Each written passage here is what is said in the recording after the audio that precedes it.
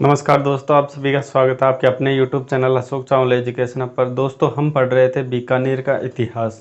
दोस्तों, बीकानेर का इतिहास का ये हमारा आज अगला पार्ट है, जिसमें हम देखेंगे महाराजा करण सिंह।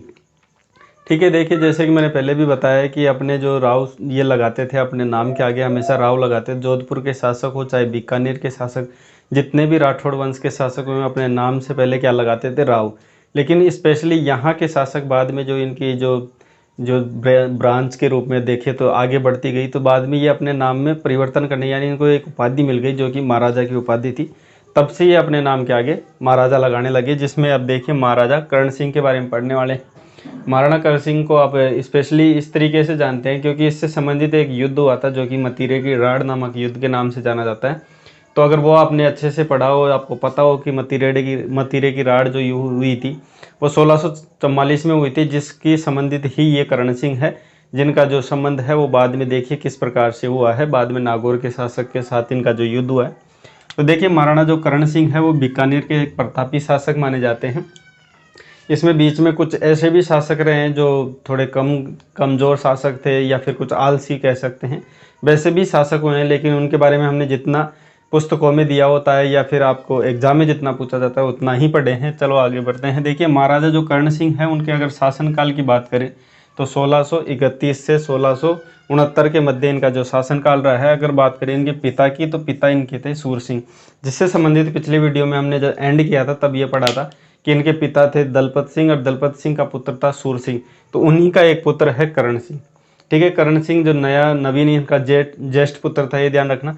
ये ज्येष्ठ पुत्र जब नवीन रूप में शासक बनता है तो इस समय जो मुगल दरबार का अगर बात करें तो मुगल शासन यानी दिल्ली के रूप में मुगल जो सेना थी, मुगल जो शासन था उसमें जो राजा थे वो थे शाहजहाँ। ठीक है, इनका संबंध रहता है शाहजहाँ के साथ भी रहता है, और बाद में इनके जो पुत्र होते हैं उनमें औरंगजेब के साथ भी इनका संबंध रहता है, यानी अन्य जो नेक्स्ट यहाँ पे शासक करता होता है उनके साथ।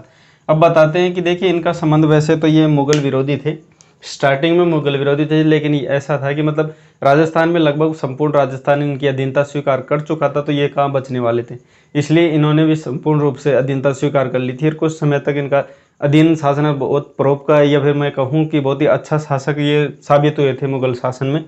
और बताते हैं कि जब शाहजहाँ की जब बीमारी के रूप में वो निकल आते हैं कि हाँ बीमार हो गए, ये दिल्ली के शासक या मुगल सम्राट बीमार हो गए, तब उनके पुत्रों में एक आधिकारिक रूप से युद्ध होता है कि नई गद्दी पर बैठने वाला शासक कौन होगा। इस वजह से यानी मुगलों का जो नया सम्राट बनने के लिए ये युद्ध होता है, जिसमें उनके जो पुत्र होते हैं वो सभी युद्ध में शामिल होते हैं। और देखते हैं कि जब ये महाराजा करण सिंह जो कि बीकानेर के शासक हैं, ये सोचते हैं कि किसका साथ दिया जाए, क्योंकि उत्तराधिकारी का जो युद्ध होता है जिसमें अगर किसी का साथ दे दिया जाता है और गलती से वो हार जाता है ना, तो उससे संबंधित बहुत ही ज़्यादा कठिनाई झेलनी पड़ती है। इसलिए इन्होंने किसी का साथ ना देते हुए अपने क्या है कि अपने साम्राज्य में वापस आ गए थे, यानी अपने बीकानेर में वापस आ गए थे। अपनी जो भी उनकी जो ओहदा था वो छोड़कर यहाँ पे आ गए थे। ऐसा बताते हैं कि इन्हें किसी भी जो शाहजहाँ थे उसके किसी भी पुत्रों का संयोग नहीं किया था, युद्ध में किसी का साथ नहीं दिया था।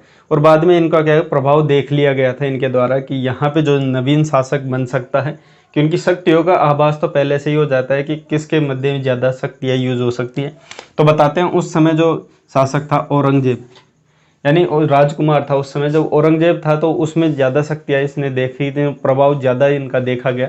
तभी यह क्या करता है कि अपना जो पुत्र होता है पदम सिंह और केसरी सिंह, इन दोनों को क्या करता है मुगलों की सेवा में छोड़ देता है, क्योंकि इनको पता था कि नवीन जो शासक बन सकता है वो औरंगजेब बन सकता है। तो इसलिए क्या है कि ऐसे ध्यान में रखते हुए इसी को नवीन रूप में शासन स्वीकार कर लेता है। और बाद में जब औरंगजेब नवीन शासक बनता है तो अपने पुत्र होता है पदम सिंह और केसरी सिंह। ये ध्यान रखना, ये ज्येष्ठ पुत्र नहीं थे, ये और अन्य पुत्र थे इनके। ज्येष्ठ पुत्र तो बाद में नवीन शासक बनता है अनूप सिंह, वो होता है। ध्यान रखना है, मुगल सेवा में दोनों पुत्रों को छोड़ देता है, स्वयं इन मुगल सेना के अधीन ना होते हुए ये अपने राज्य में आ जाते हैं, ये ध्यान रखना। उसके बाद जब औरंगजेब का ध्यान रखना है, औरंगजेब आपको पता ही है कैसा शासक था। वो हमेशा हिंदू विरोधी शासक था। हमेशा जो भी हिंदुओं के मंदिर होते थे या मूर्तियाँ होती थी उनके तोड़ता था। हमेशा हिंदू जितने भी राजा या फिर जितने भी सेना होती थी हिंदू, उनको मुस्लिम रूप में परिवर्तन करने में ज़्यादा विश्वास रखता था। वैसे ही ये ऐसा करता था, जितने भी हिंदू शासक थे या हिंदू जितने भी राजा थे उनको मुसलमान बनाने के लिए ज़्यादा से ज़्यादा दबाव डाला करता था। लेकिन इसमें क्या होता है कि जो बीकानेर के शासक हैं इन्होंने साफ मना कर दिया था, और अन्य जिनको भी इस बात के लिए मनाया जाता था उनको भी ये बीच में उतरते थे और युद्ध करते थे, उनका संयोग करते थे और ये चाहते थे कि नहीं, कोई भी हिंदू जो शासक है, हिंदू जो भी राजा है वो मुस्लिम ना बने। इसलिए इनको क्या है कि एक उपाधि दी जाती है उनके द्वारा, जांगलदर बादशाह। अब जांगलदर बादशाह इनको क्यों उपाधि दी आपको अच्छे से पता होगा। हमने बीकानेर का इतिहास जब स्टार्ट किया था तब हमने पढ़ा था कि राव बीका के समय जो यहाँ का बीकानेर का क्षेत्र था वो जांगल प्रदेश के नाम से जाना जाता था, इसलिए जांगलदर है वो ऐसे समझ लीजिए, जांगल एक प्रदेश है, उसका शासक के रूप में इनको बादशाह कहा जाता है, तो ये उपाधि दी गई थी। अगर बात करें 1644 की, तो 1644 का एक प्रसिद्ध युद्ध है मतिरे की राड़ नामक युद्ध, जो कि बीकानेर और नागौर के मध्य हुआ था। इस समय जो बीकानेर के शासक थे वो करण सिंह ही थे, और वहाँ नागौर के अगर शासक की बात करें तो वहाँ अमर सिंह थे।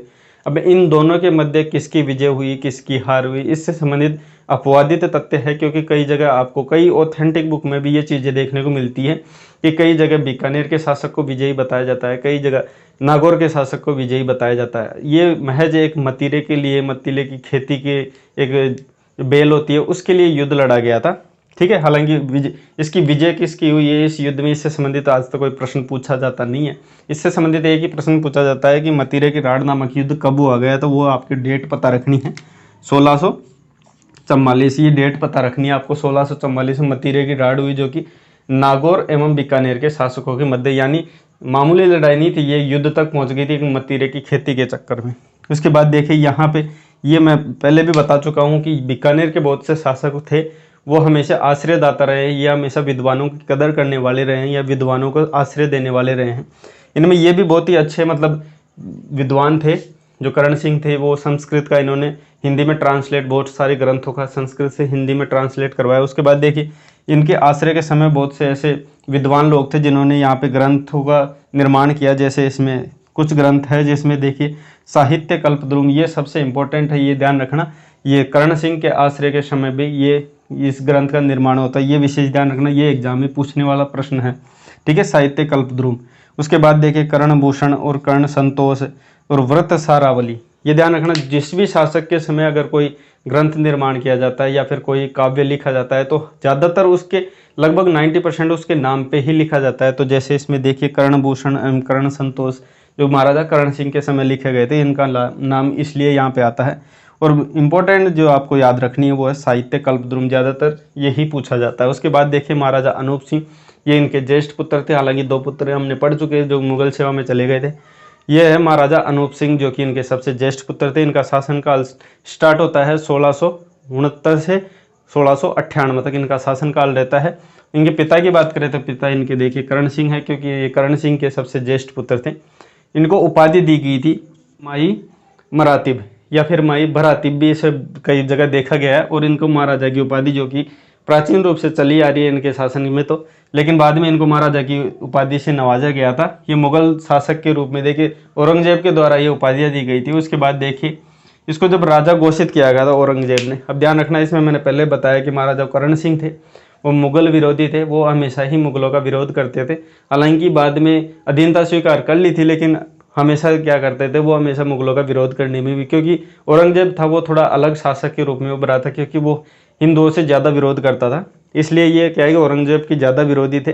अब औरंगजेब से ज़्यादा विरोधी थे तो औरंगजेब के रिश्ते बनती नहीं थी। तो औरंगजेब ने क्या किया, जो इसका पुत्र था, ज्येष्ठ पुत्र था अनूप सिंह, उसको क्या है कि उसकी मृत्यु से पहले ही क्या कर दिया, इसको राजा घोषित कर दिया कि आप बीकानेर के नवीनतम जो भी अब शासक है वो आप हो, ऐसा पहले ही घोषित कर दिया। जबकि वो क्या है कि जीवित ही थे, कौन, करण सिंह। अब करण सिंह के जीवित रहते हुए ऐसा कार्य मतलब इनके विरोध में थे करण सिंह के। अब बताते हैं कि जो महाराजा अनूप सिंह थे उन्होंने क्या है कि अनूपगढ़ का निर्माण कराया। अनूपगढ़ कुआं एक है, ध्यान रखना, उसका निर्माण करवाया था। और यहाँ पे विशेष जो सबसे इम्पोर्टेंट याद रखने वाली चीज़ है जो बीकानेर से संबंधित है, तो 33 करोड़ देवी देवताओं का मंदिर भी किसने बनाया था, यहाँ महाराजा अनूप सिंह ने बनाया था। और ये कहाँ पर स्थित है, ध्यान रखना, ये जूनागढ़ में स्थित है। उसके बाद देखिए 33 करोड़ देवी देवताओं की शाल या साड़ जिसे हम कहते हैं वो बनवाई थी, जो अभय सिंह ने बनाई थी मंडोर में। अंत ये ध्यान रखना, मंडोर में स्थित है कौन, साल। तो अगर 33 करोड़ देवी देवताओं का मंदिर पूछा जाता है तो वो जूनागढ़ में है। 33 करोड़ देवी देवताओं की साल पूछी जाती है तो वो मंडोर में है, जो कि अभय सिंह ने इसका निर्माण करवाया था। उसके बाद देखिए अनूपगढ़ संस्कृत पुस्तकालय का निर्माण अनूप सिंह ने करवाया था। ये जूनागढ़ में है, लेकिन अभी इसका परिवर्तन किया गया है लालगढ़ पैलेस के अंतर्गत, तो इतनी सी बात आपको याद रखनी है। उसके बाद देखिए कुंभा के जो संगीत ग्रंथ है, कुंभा के जितने भी संगीत ग्रंथ रहे हैं उनका भी क्या है इन्होंने संकलित करवाया, इनको यहाँ पे रखा है। और बताते हैं कि ये जब दक्षिण में थे, ध्यान रखना, ये जो 33 करोड़ देवी देवताओं के बारे में थोड़ी सी मैं बात बता देता हूँ कि ये जब मुगल सेना की तरफ से जब वहाँ का मोर्चा संभाल रहे थे दक्षिण की तरफ से, तब क्या करता औरंगजेब ऐसा शासक था कि जहाँ पे भी जाता था हिंदू मंदिरों को तोड़वा देता और वहाँ की जितनी भी मूर्तियाँ हैं उनको भी तोड़वा देता था। लेकिन ये जब दक्षिण में थे तो इन्होंने देखा कि ऐसा प्रभाव चला आ रहा है, तो ये क्या किया कि दक्षिण में जितने भी मंदिर थे उनकी मूर्तियों को ये अपने आप जो जितनी भी सर्व धातु की जितनी भी जैसे भी प्रकार की धातुएं थी उनसे निर्मित जितनी भी मूर्तियाँ थी उनको सबको इकट्ठा किया और यहाँ बीकानेर में भेज दिया, यहाँ पे सुरक्षित रखा गया। और आज भी बताते हैं कि ये जितनी भी मूर्तियाँ हैं एक मंदिर के अंतर्गत सुरक्षित है। पहले हालांकि इनकी पूजा होती थी लेकिन अभी ये बंद मतलब जितने भी दर्शनार्थी आते हैं, इसके जितने पर्यटक आते हैं उनको लिए ये बंद रहता है, ये मतलब दिखाया नहीं जाता। तो इसलिए मानते हैं कि इनको क्या है कि विशेष प्रकार से अंदर रखा जाता है। और बताते हैं इनके द्वारा भी ग्रंथ लिखे गए। हालांकि देखिए ये बहुत अच्छे विद्वान थे, इन्होंने मतलब बहुत ही विद्वानों को आश्रय भी दे रखा है, लेकिन इनके खुद के भी कुछ ग्रंथ है जिन्होंने इन्होंने खुद का इन्होंने लिखा था। तो उसमें देखिए अनूप विवेक नामक एक ग्रंथ है जिन्होंने खुद ने लिखा है, काम प्रबोध, अनूप रत्नाकर इत्यादि। इनके अलावा और भी ग्रंथ है जो इनके द्वारा लिखे गए। और देखिए उसके बाद देखिए जो अगला जो शासक होता है वो स्वरूप सिंह होता है, सुजान सिंह होता है, जोरावर सिंह है, गज सिंह है। इससे संबंधित ज़्यादातर अपने को पुस्तकों में भी देखने को नहीं मिलता है, ज़्यादातर एग्जाम में भी नहीं पूछा जाता, तो उसके बारे में हम ज़्यादा बात नहीं करेंगे। बस ये है कि ये शासकों का नाम थोड़ा याद रख लीजिए, नहीं भी रहे तो कोई दिक्कत नहीं। उसके बाद देखिए सूरत सिंह है, इसके संबंधित हम नेक्स्ट वीडियो में डिटेल से पढ़ेंगे क्योंकि सूरत सिंह थोड़ा सा इंपॉर्टेंट है एग्जाम की दृष्टि से, क्योंकि इन्होंने ही क्या है बटनेर नगर को जीतकर बटनेर को हनुमानगढ़ में परिवर्तन किया है, जो कि बीकानेर का ये प्रतापी शासक माना जाता है, जिससे संबंधित हम नेक्स्ट वीडियो में बात करेंगे। आज के लिए इतना ही। आई होप ये चीज़ें आपको अच्छे से समझ में आएंगी, तो जल्दी से आप इसके नोट्स बना लीजिए, लिख लीजिए, क्योंकि ऐसे ही क्लासेस अपनी रेगुलर चलती रहेगी और अपने पढ़ाई को दार देते रहिए, क्योंकि एग्जाम का समय ज़्यादा दूर नहीं है। तो मिलते हैं नेक्स्ट वीडियो में। वीडियो देखने के लिए आपका बहुत बहुत धन्यवाद।